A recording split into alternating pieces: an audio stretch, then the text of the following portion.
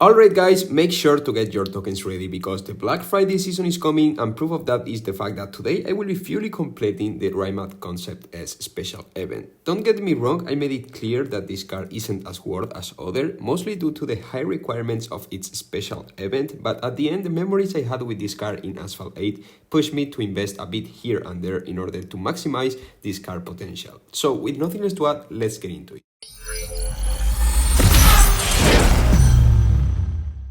So here we are. As you can see, the world event is basically completed except in the last stage, which give me a minute and I will complete it in order to continue with the video. 20 minutes later. Okay, so now I can confirm that the world event has been completed. I must say that doing so many conditions to get only specific rewards in each stage can get tiring sometimes. So yeah, it took a bit longer than expected. But anyways, the two last epic import parts as well as the decal are now mine, and it's time to fully upgrade this car. At this point I must admit that I still maintain what I said about this car on my previous video.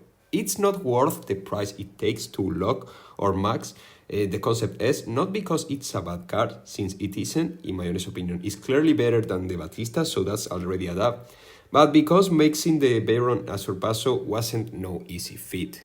But this being said, I would like to mention that the decal isn't really bad. It kinda fits the shape of the car and that stuff, but for some reason I still do think that this car looks way better in black matte. So I will keep the decal, but just, in the inventory, since no one knows, maybe in the future I change my mind about it.